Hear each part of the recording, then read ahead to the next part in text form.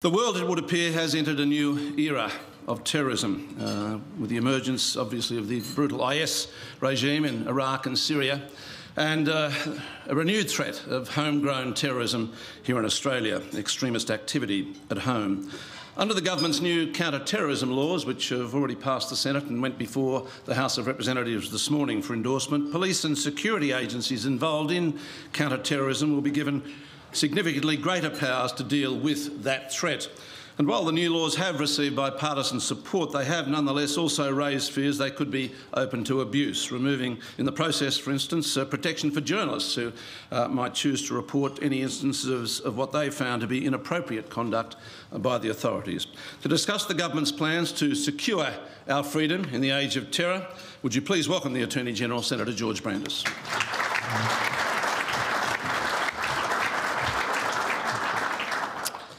Well, thank you very much indeed, Laurie. Can I begin by acknowledging my parliamentary colleagues, the Honourable Michael Keenan, the Minister for Justice, who shares the Attorney-General's portfolio with me, Senator the Honourable Concetta Fierravanti-Wells, the Parliamentary Secretary for Multicultural Affairs, who has accompanied me to many community forums, particularly with members of Australia's Muslim community in recent weeks, to discuss the topics which I will address today. Can I also acknowledge the newly appointed Director-General of Security, Duncan Lewis, and the even more newly appointed, indeed his appointment was only announced about an hour ago, Commissioner of the Australian Federal Police, Andrew Colvin. Other distinguished guests, ladies and gentlemen. During the 2013 federal election, the subject of terrorism barely arose. It was mentioned in neither of the leaders' policy speeches. The focus of the election was largely upon the key themes of Tony Abbott's campaign: repealing the carbon tax, stopping the boats, reducing the debt, and building the infrastructure of the 21st century. Little more than a year later, the issue of national security and, more particularly, the question of how to keep our country safe from the real and immediate threat of terrorism dominates the news. The fact that the politics of 2014 are almost unrecognisably different from the politics of only a year ago is a textbook example of the velocity and unpredictability of political events.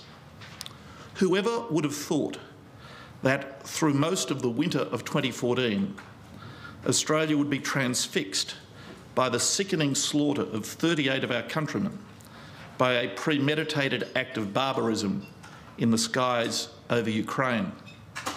Who would have imagined that we would be opening our newspapers to the confronting sight of pixelated images of an Aussie child grasping a severed head?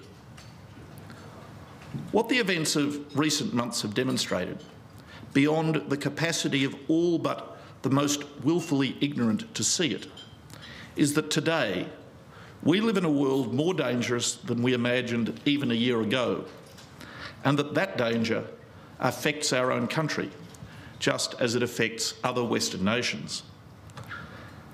The idea that these problems exist on the other side of the world, and that we Australians can ignore them by sheltering comfortably in our own sequestered corner of the globe, is a fool's delusion. In an age of networked terrorism, when terrorist groups operate without regard to national boundaries and have a footprint in most continents, including our own, events which are today taking place in northern Iraq and Syria have an immediate and direct impact upon the security of our own homeland. The Abbott government is determined to deal with the threat of domestic terrorism resolutely and unrelentingly. Our decisions will be based on our understanding that the paramount duty of any government is to keep our people safe. There is no higher priority than that. It is what the Australian people expect of us, and it is what we are determined to do. To begin with, we must never underestimate the problem. Although the particular events of 2014 were unexpected by many and, in some respects, impossible to predict, the likelihood that terror would continue to be the principal menace to us was not. When the Gillard government declared in its January 2013 National Security Strategy that the 9/11 decade was over and sought to rebalance the emphasis of our national security policy away from terrorism, the coalition immediately dissented. Tony Abbott said at the time, "In the end, the most important security threats we face are Islamist terrorism and an unstable world." In an interview with Paul Maley on the 24th of June last year, Michael Keenan and I expressed similar sentiments. We said that it was a serious policy mistake for the Gillard government to conclude that, a decade after 9/11, terrorism should no longer be regarded as the principal threat to our national security. Tragically, the events of the past year have validated the then opposition's criticism of the former government's overly optimistic assessment of the terrorist threat. Just as we must never underestimate the problem, nor should we misdiagnose it. The threat to Australia's domestic security arising from events in the Middle East, and in particular by the sudden rise of ISIL, comes principally from a small number of people among us who try to justify criminal acts by perverting the meaning of Islam. Crime masquerading as religious dogmatism is still crime, and a fanatic who slaughters the innocent is a murderer, however much he might try to explain his crime in religious terms. People like that have nothing to do with the Islamic faith, which they falsely invoke to justify their wicked deeds. As the Grand Mufti of Australia, Ibrahim Abu Muhammad, said on the 15th of September, their conduct is a betrayal of the Islamic faith. These criminals, he said, are committing crimes against humanity and sins against God. There could be no greater error than for Australians to demonise our Islamic fellow citizens, a community of some 500,000, because of the criminal elements who live among them and prey upon them. Indeed, there is no group within Australia more obviously threatened by these predators than law-abiding, peace-loving, patriotic Muslims. As I've said many times at the many meetings which Senator Fierravanti Wells and I have held with the Muslim community, the leaders of that community are our partners and key allies in eradicating the problem of those who would lure their young men and women along a path to violence and, ultimately, self-destruction. In facing the menace of terrorism, we should support and have confidence in our institutions. The federal and state police forces, the national security agencies, and the structures of governance which support them have done a superb job in keeping us safe and protecting our national interests. In doing so, they have demonstrated that our confidence is well placed. The skill and professionalism of those men and women have been clear for all to see in recent months. In July, in the course of barely a week, we deployed a large contingent of AFP officers into the middle of a civil war zone in eastern Ukraine, to a country where Australia had no local diplomatic presence and few established links, in order to search for and recover the remains of the Australians lost aboard MH17. That contingent was supported by an ADF force protection element. Tony Abbott led the world in that response. The National Security Committee of Cabinet oversaw it, and the personnel on the ground delivered it in an operation notable for its skill and professionalism. On Thursday of the week before last in Sydney, and the week before that in Brisbane, the Australian Federal Police, in close cooperation with the state police forces and acting in cooperation with and on the basis of intelligence provided by ASIO disrupted networks in those two cities and interdicted imminent random attacks on innocent citizens. In the case of the Sydney operation, Operation Appleby, that large task force was stood up and put into the field within 36 hours of receipt of actionable intelligence.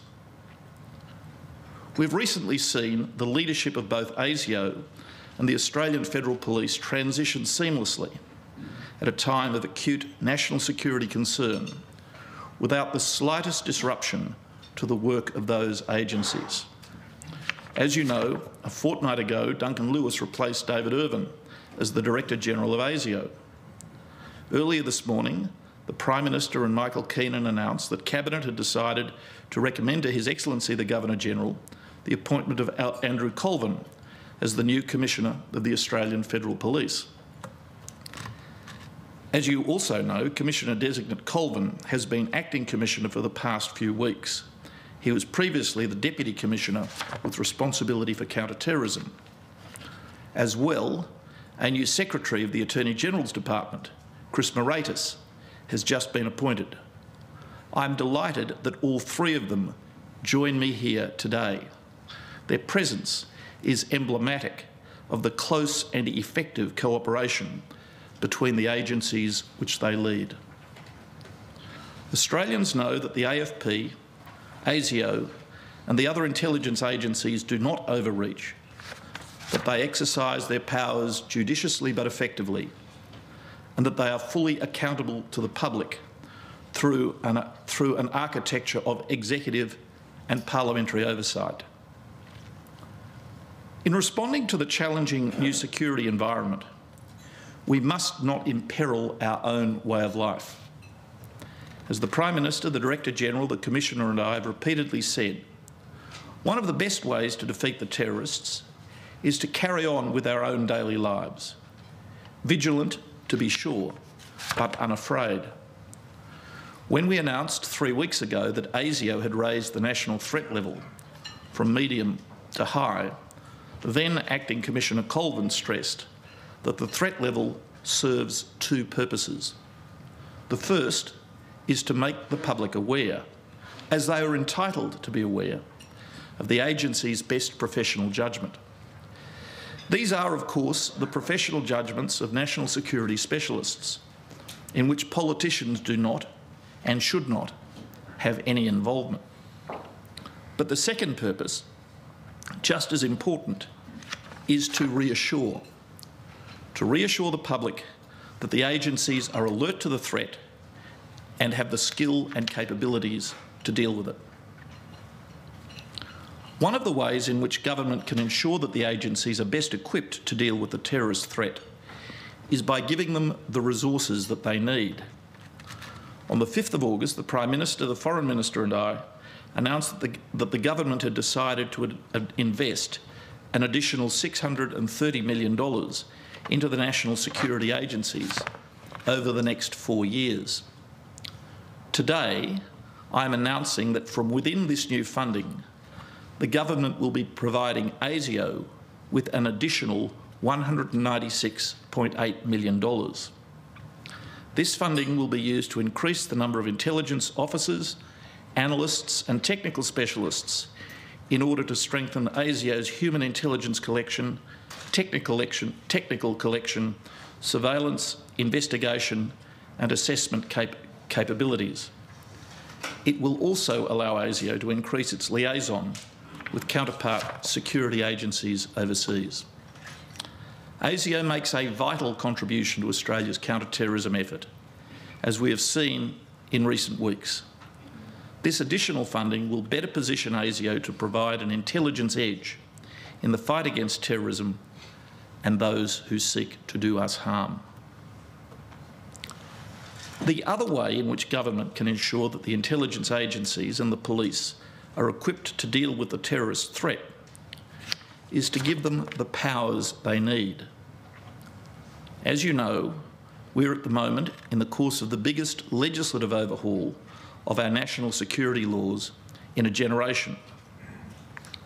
About half an hour ago, the House of Representatives passed the National Security Legislation Amendment Bill number 1.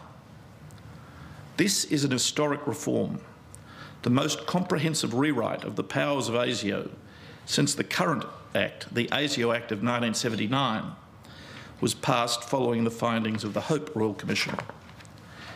It also contains provisions reforming the powers of the other national security agencies as well. As you know, the provisions of the NSLAB bill give effect to unanimous recommendations of the Parliamentary Joint Committee on Intelligence and Security, which conducted a long inquiry during the 43rd Parliament following a reference from Attorney General Roxon. I want to single out for particular praise and thanks Anthony Byrne, who chaired that inquiry with great skill and persistence. Those recommendations were enhanced by a review of the legislation undertaken by the current PJCIS under the chairmanship of Dan Tehan. It has been claimed with quite stunning inaccuracy that this legislation was rushed through the Parliament. Far from being rushed, it was the culmination of work which was initiated in May 2012, was the subject of 2 PJCIS inquiries, the first of which conducted no fewer than 9 days of hearings and considered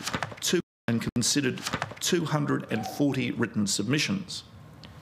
It was the subject of a long committee-stage debate in the Senate last week, provision for which had been made by the extension of hours last Thursday night.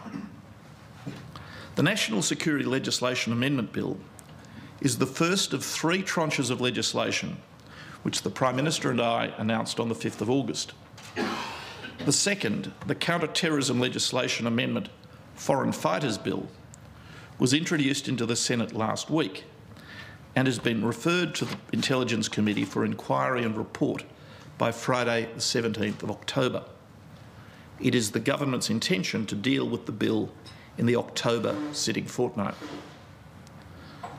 Unlike the National Security Legislation Amendment Bill, which deals with agency powers and which is concerned with the totality of the intelligence agency's operations, the Foreign Fighters Bill, as its name suggests, is designed in particular to deal with the threat to our security posed by the participation by Australians in the conflict in the Middle East, who then return to our shores.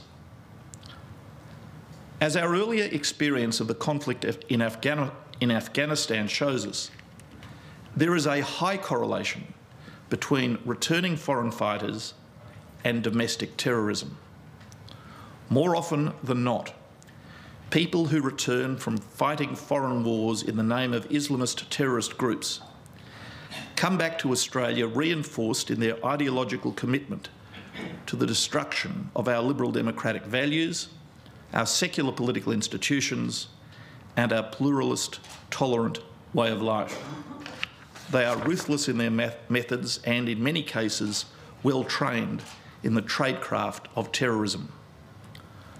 The threat which such people pose to our national security and the safety of our people must not be underestimated, nor should the savagery with which they are willing to prosecute their cause. That is not just the view of the Australian government. It is, as the Foreign Minister pointed out as recently as yesterday, a view shared by all of our allies and partners as well. Although the Foreign Fighters Bill is designed in particular to deal with that menace, it also contains measures of more general application. In particular, a new offence of advocacy of terrorism is being introduced to address a gap in the existing law. The third tranche of legislation, which will create a scheme of mandatory data retention, is in development at the moment. The details of that scheme are the subject of discussion between the Attorney General's Department, ASIO, and telecommunications providers. It is the intention of the government to introduce that legislation before the end of this year. In crafting an appropriate legislative response to the current threat, I have taken great care to ensure that the measures we are introducing are a measured and proportionate response. The community expects the government to do what is necessary to protect the safety of the public. It also expects us not to overreach. We have been careful not to do so. As a lawyer, I have a bred-in-the-bone respect for due process and the rule of law. As a Liberal, I have an instinctive reluctance to expanding the power of the state or diminishing the freedom of the individual.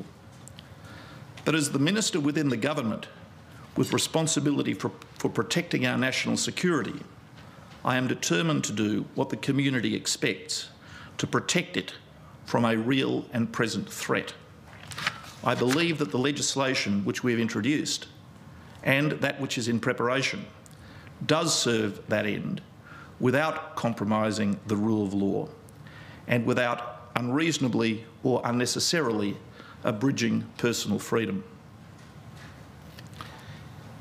In April this year, I went to the United States and the United Kingdom to meet with the national security agencies of those countries and to learn from their experience. While in Washington, I gave an address to the Centre for Strategic and International Studies, during the course of which I made the following observation. Over the decade or more since 9/11, some commentators began to suggest that terrorism no longer posed as significant a threat to national security as it once did. That view is simplistic and plainly wrong. While there is some evidence that we are witnessing a shift in terrorism tactics and techniques from large-scale September 11 style attacks to lone actor, smaller-scale multi-mode attacks, a change in terrorist tactics, if that is what is occurring, is not equivalent to a diminution of the terrorist threat. As terrorist tactics and operational doctrine evolve, security agencies must develop and maintain effective capabilities in order to mitigate the ongoing threat. A great deal has happened in the 6 months since I made that speech, but I would not resile from one word of it. The Abbott government has been strong, resolute and forward-leaning in ensuring Australia has the protection it needs in the face of the threat of modern terrorism. I'm sorry to say that that threat is likely to be with us for a long time to come. But we are determined to do what we must to secure our freedoms and to keep our people safe. Thank you.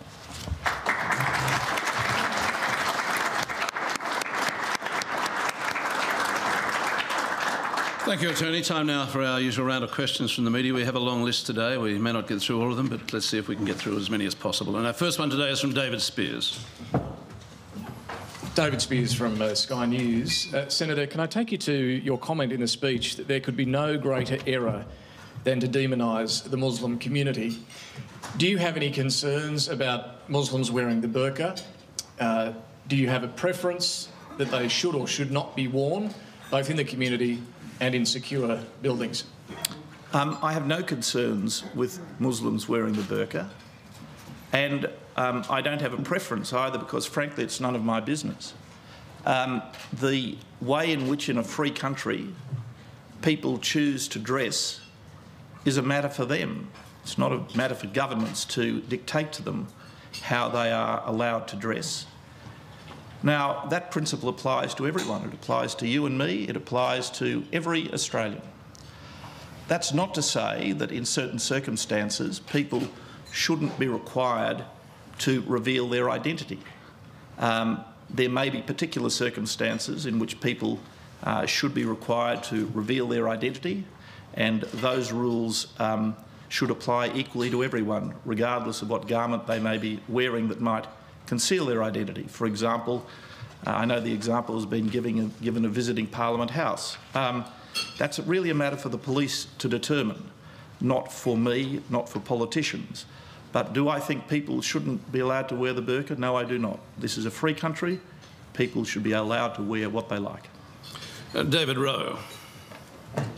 David Rowe from the Sydney Morning Herald and Age. Attorney, thanks for your speech.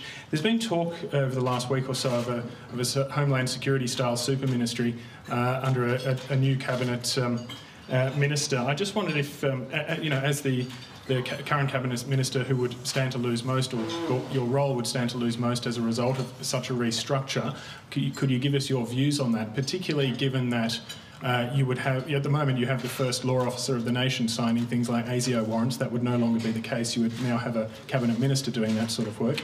Do you have any concerns about that?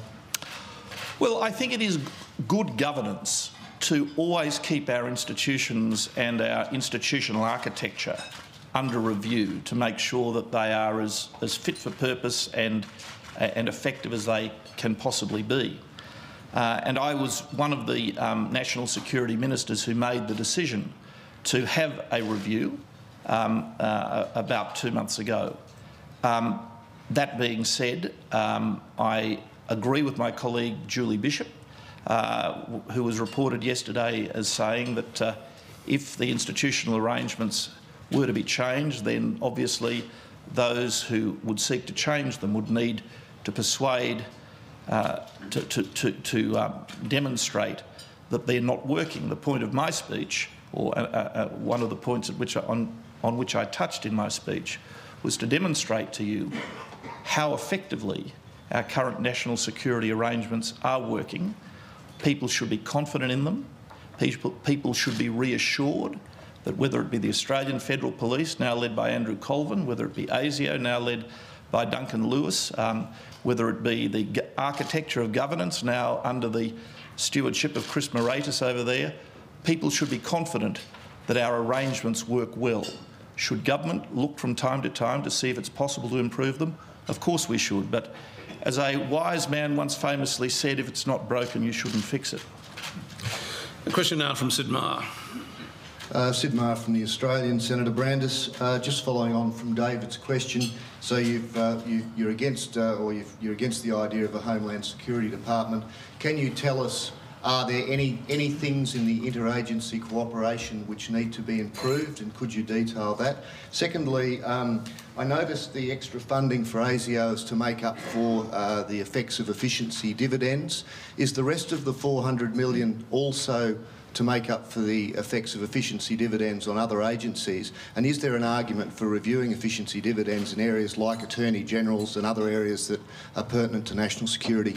Well, thank you very much, Sid. As to the last part of your question, I'm not going to open up a war with the Minister for Finance by announcing a view that any agencies or elements of my portfolio ought to be spared the efficiency dividend.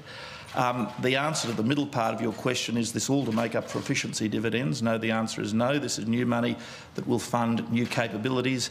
And as to the other matter, I really responded to your colleague, in responding to your colleague, said all I have to say. I think this has become a bit of a phony issue, as the Prime Minister said a little earlier on in the morning. This is speculation upon speculation. I was a participant in the decision to have a look at the arrangements to ensure that they are optimal. I believe they are optimal, but of course, as a National Security Minister, I want to be reassured that they're as good as they can be. Stephen Scott. Stephen Scott from the Courier Mail. Senator, I'd like to ask you a question in another area in your portfolio. The Senate inquiry that's been set up into the Queensland Government, have you sought or will you seek any additional advice about the legality of that inquiry? Do you think there are any grounds under which the Queensland Premier or his ministers or public servants could simply refuse to cooperate, including if they are called as witnesses? Well, Stephen, what the Queensland Government's response is a matter for the Queensland Government and the Queensland Premier. I did have a conversation with him this morning about the matter, and I think you'll see from the Queensland Premier a very robust response. I think, as I said in my contribution to the Senate yesterday, that what we saw yesterday was an atrocious and a very cynical abusive process.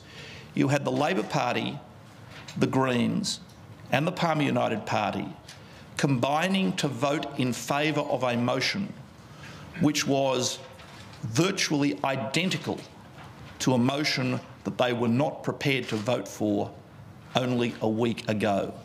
This is a political stunt. It's an abuse of the process of the Senate.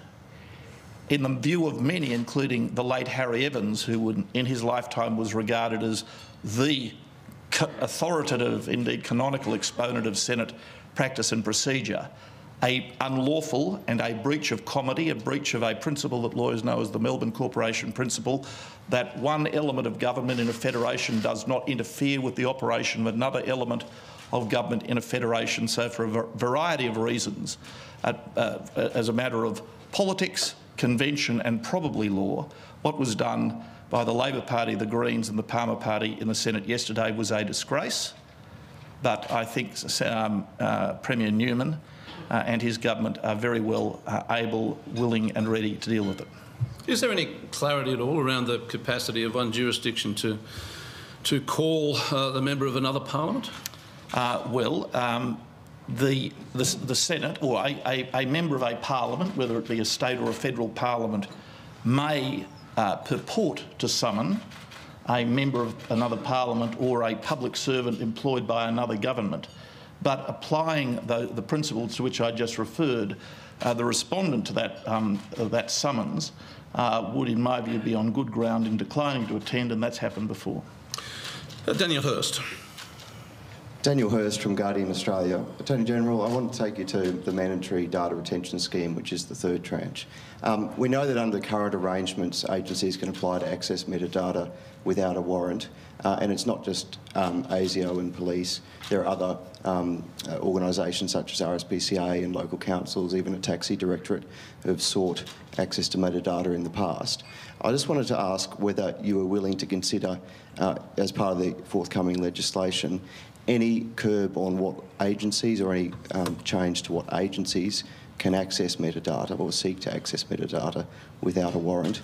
And secondly, whether you're willing to consider any change to the approval process to access metadata. Thank you. I was rather hoping that the metadata question might come from David Spears, but nevertheless, I want to assure you that what is being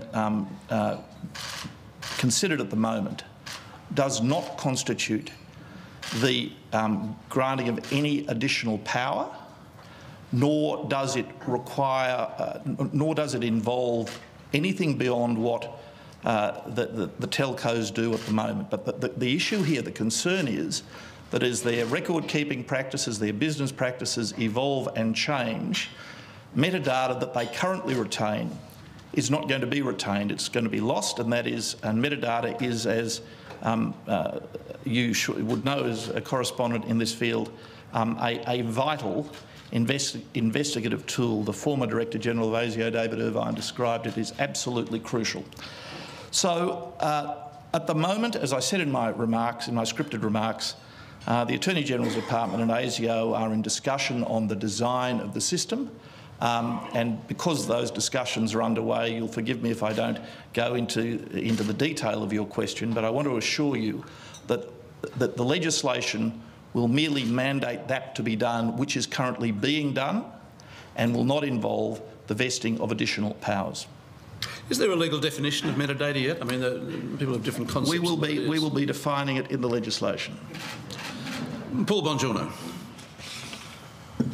Paul Bongiorno, 10 News attorney. I noticed that in the May budget, the National Security Legislation Monitor was ditched, and you've announced you're bringing it back. Yes. Was this an indication that maybe when Julie Bishop was saying that other people had dropped the ball on terrorism, that the government itself maybe was responsible for this, given that the $630 million wasn't included in the May budget, but has come later down the track?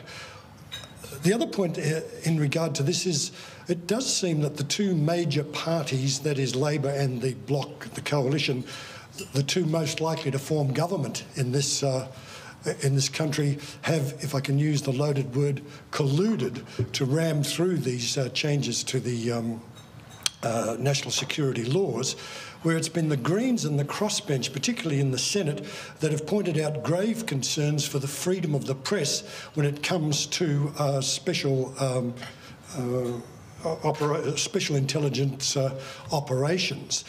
How can we be assured that this won't be abused, that an SIO can be declared simply to save a government from embarrassment?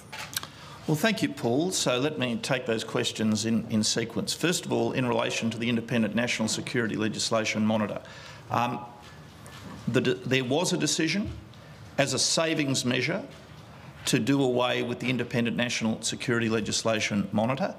That decision was made only as a savings measure because the view that was taken at the time was that there is a variety of other agencies or offices in the Attorney General's portfolio, including the Law Reform Commission, the Inspector General of Intelligence and Security, parliamentary committees and so forth, that can do what the Independent National Security Legislation Monitor does.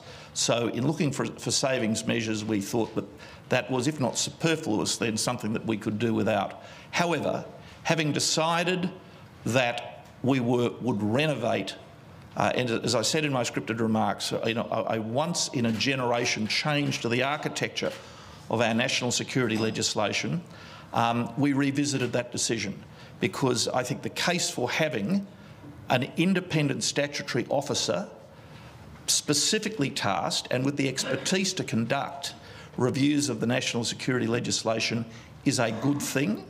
The decision to abandon it, as I said, was a savings measure, not an expression of the view that it was not a useful thing to have.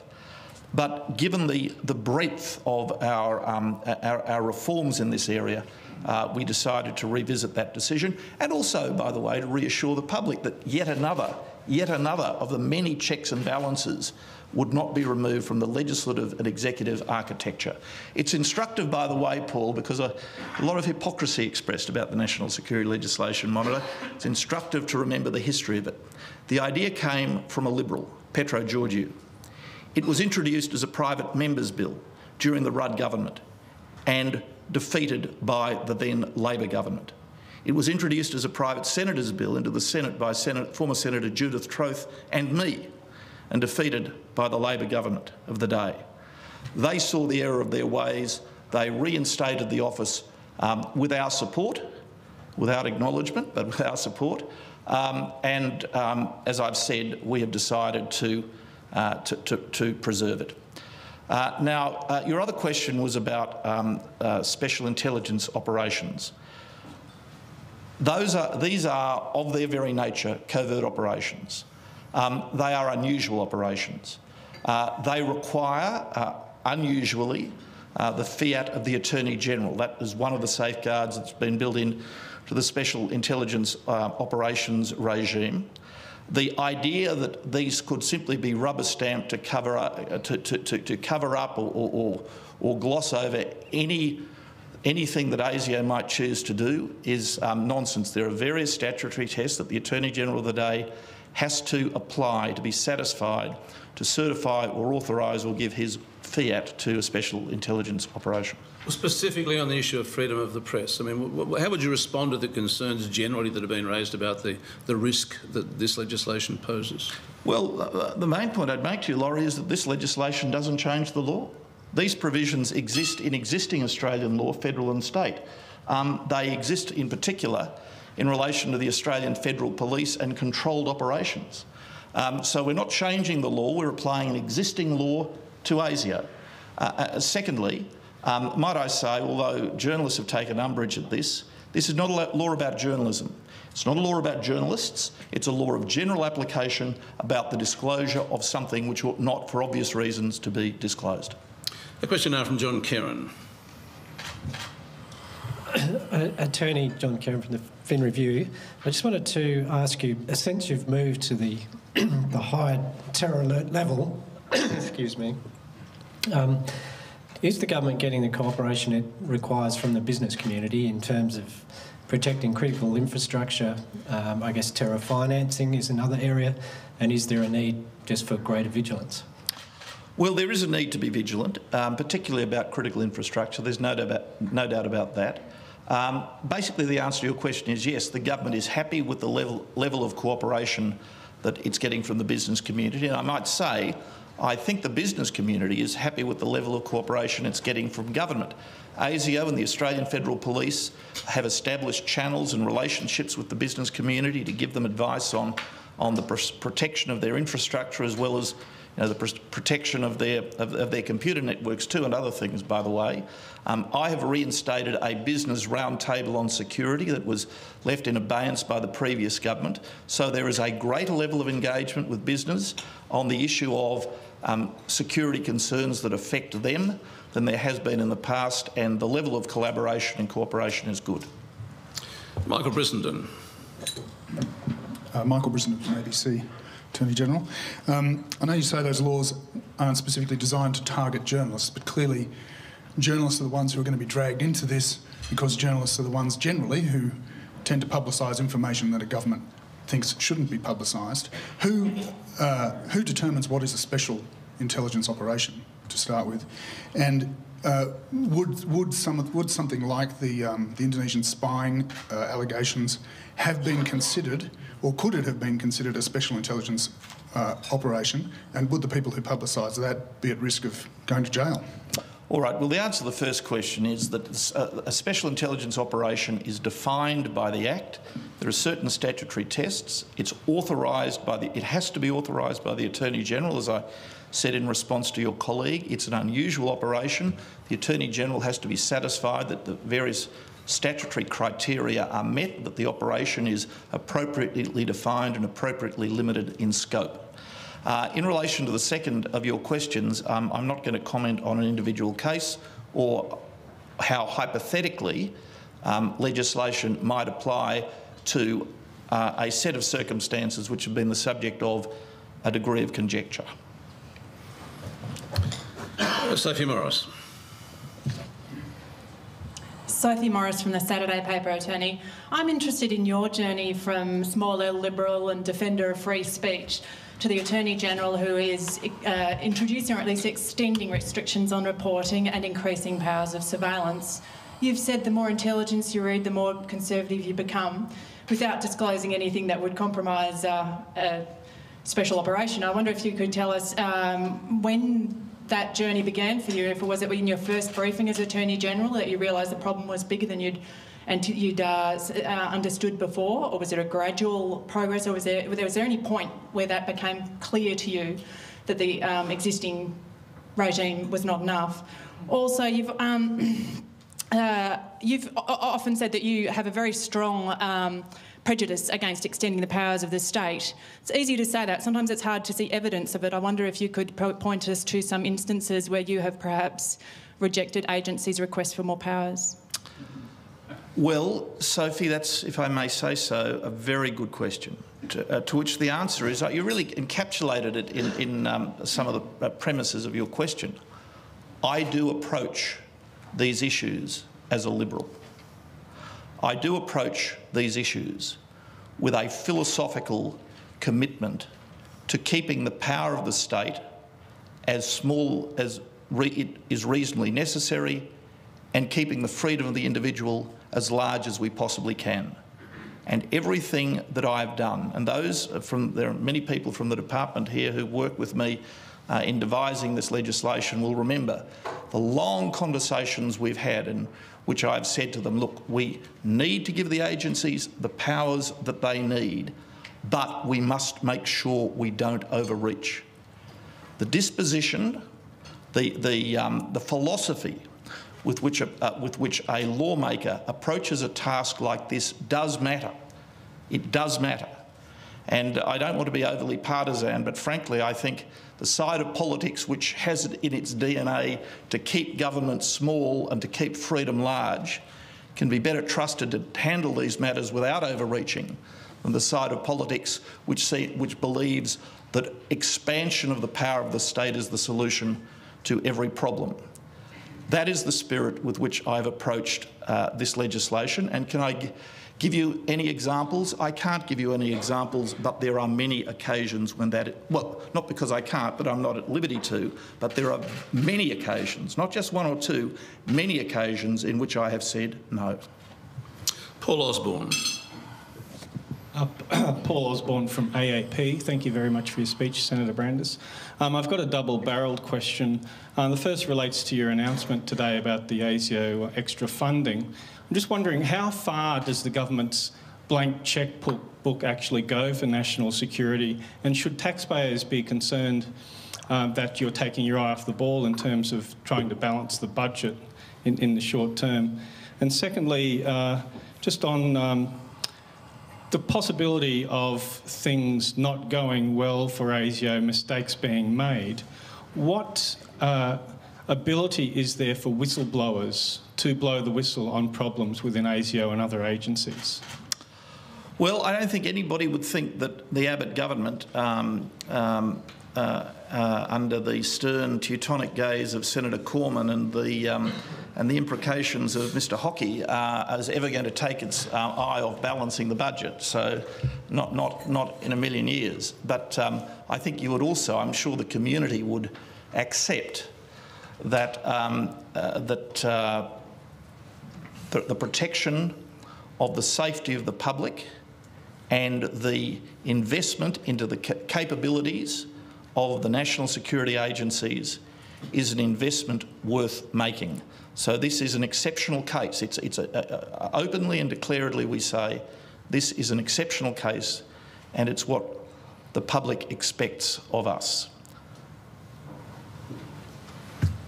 And the second part of that? Sorry, the second... About whistleblowers. I'm sorry, Paul. Public attention. Yeah, there is a very simple answer to that. There is no abridgment of the rights of whistleblowers in this legislation, nor is there any abridgment, by the way, in the capacity of people to approach the Inspector General of Intelligence and Security. You know, because of the sensitivity of this area, because it is so important that agencies which sometimes have to operate covertly maintain the confidence of the public, as ASIO does, that there should be super added protections, and there are. So not only are there whistleblower protections which are unabridged, but there's a special statutory officer, the Inspector General of Intelligence and Security, whom an officer with a concern may approach, and their capacity to do that is without impediment. It is given to gods and angels to make no mistakes. If mistakes are made, there is not only the usual architecture, but a super-added architecture peculiar to the intelligence services to deal with them. There is a view, of course, in some areas that the IGIS, the Inspector General, is not necessarily adequately funded. I think the IGIS is adequately funded, and the IGIS, I don't think there is any empirical basis for that observation. Amelia Brace. Amelia Brace from 7 News, thank you for your time. 3 senators, including one of your Liberal colleagues, have introduced a private member's bill to repeal Section 18C of the Racial Discrimination Act. If that was to go to a vote, would you vote against your own election commitment to repeal that section of the Act in order to stay on Team Australia? Well, I hope that I, like everybody in this room, will always be on Team Australia. Everybody in this country ought to be a member of Team Australia. Look, the Prime Minister made what he called a leadership call to take Section 18C off the agenda. It was a very crowded agenda. One of the reasons he gave, which I fully understand and accept, is that particularly at a time like this, when we were trying to message to the Muslim community in particular, we didn't want a sort of contrary messaging, as it were, that would then be distorted, as our messaging on Section 18C was by our political opponents, to complicate the thing. So that was the Prime Minister's call. I accept it, and the matter is off the table. So how would you vote? Well, I accept the decision not to proceed with this matter. That is the position of the government, of which I'm a member. We do have a cabinet process. I've just been reading Paul Kelly's marvellous book about the Rudd-Gillard government. One of the reasons that government failed is because it didn't have an orthodox cabinet process. We do, and I respect it. Bernard Keane. Attorney Bernard Keane from Crikey. Thank you for your address today. You said that the paramount duty of any government is to keep our people safe. In the last decade, between 700 and 1,000 Australians, nearly all of them women and children, have died at the hands of their partners and their parents. The reported incidence of domestic violence is on the increase in a state like New South Wales. Where's the extra $500 million in funding to address that? Where are the additional powers for law enforcement agencies? Where's the rhetoric about existential threats for something that actually does kill Australians rather than merely threaten to kill them? I think you're foolishly conflating two completely unrelated issues. Do you think there might be more of a focus on this, though? I mean, this is an issue that does come up, and it is a critical social issue, which... It's an important social issue, and I've recently asked the Family Law Council to, in fact, take up a new reference that looks at the way that the Commonwealth and the state courts deal with children's matters. So this is something that this government has been very active to deal with, but the conflation of that important social issue with the question of protecting the community from terrorism is a foolish conflation of two entirely unrelated issues. Peter Jean. Peter Jean from the Advertiser, Attorney.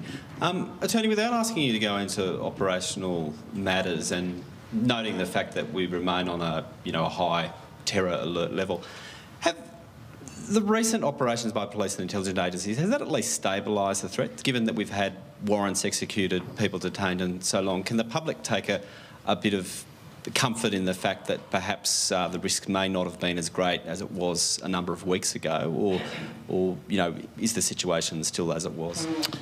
Well, I think it's very dangerous to editorialise on or be a commentator on what is an established standard, a standard established by the specialists in the national security agencies.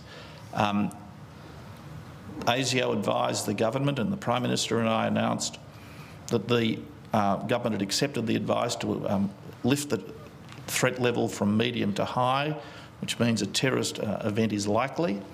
We saw in the weeks since that has occurred that was a prescient judgment by the agencies, and I don't think it would be wise at all for me to be a commentator on gradations within that standard. The threat level is high, it remains high, and will continue to remain at that level for as long as the specialists advise us that that is the situation. Jessica Marsalik. Jessica Marsalik from the Herald Sun, Attorney General. Going to the money that you've announced, and one of the reasons why is for extra officers. We heard from David Irvin a couple of weeks ago here, who spoke about the trouble that the agency has had in recruiting Muslim Australians to work for it. It stands to reason that Muslim Australians would be quite an asset to an agency like ASIO, and I wondered what might happen in this space, how the government can address this problem. I think particular questions about ASIO's recruitment policies are best addressed to the Director-General, but can I respond more generally to what you say? ASIO is an equal opportunity employer. It seeks to recruit from all groups across the community.